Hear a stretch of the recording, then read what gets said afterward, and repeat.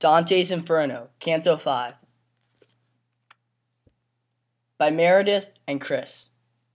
The second circle, where the lustful are forever buffeted by violent storms. King Minos, the catalogue of carnal sinners. Francesca and Rimini and her brother-in-law, Paolo Malatesta. Francesca's tale of their love and death at which Dante faints.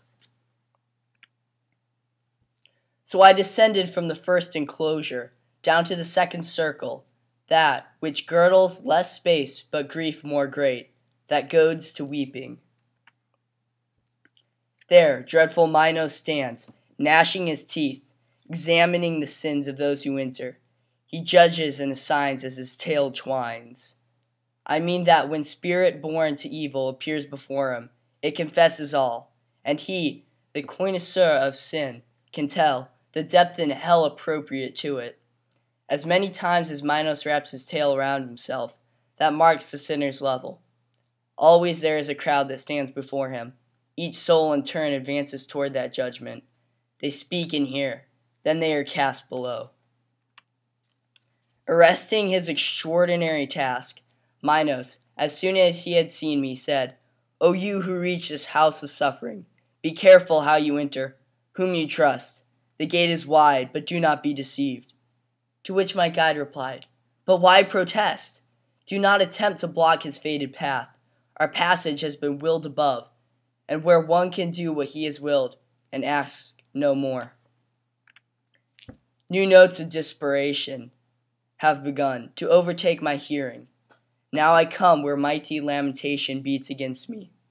I reached a place where every light is muted, which bellows like the sea beneath a tempest, which it is battered by opposing winds. The hellish hurricane, which never rests, drives on the spirits with its violence. Wheeling and pounding, it harasses them. When they can't come up against the ruined slope, then there are cries and wailing and lament. And there they curse the force of the divine.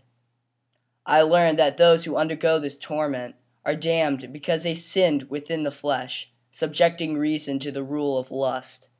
And as, in the cold season, starlings' wings bear them along in broad and crowded ranks, so does that blast bear on the guilty spirits. Now here, now there, now down, no up, it drives them. There is no hope that ever comforts them, no hope for rest, and none for lesser pain. And just as cranes in flight will chant their lays, arraying their long file across the air, so did the shades I saw approaching, borne by that assailing wind, lament and moan, so that I asked him, "Master, who are those who suffer punishment in this dark air?" "The first of those about whose history you want to know," my master then told me, "once ruled as empress over many nations. Her vice of lust became so customary that she made license licit in her laws to free her from the scandal she had caused. She is Semiramis, of whom we read that she was Ninus' wife and his successor. She held the land the Sultan now commands. That other spirit killed herself for love, and she betrayed the ashes of Zacchaeus. The wanton Cleopatra follows next. See Helen, for whose sake so many years of evil had to pass. See great Achilles, who finally met love in his last battle. See Paris, Tristan, and he pointed out and named for me more than 1,000 shades departed from our life because of love.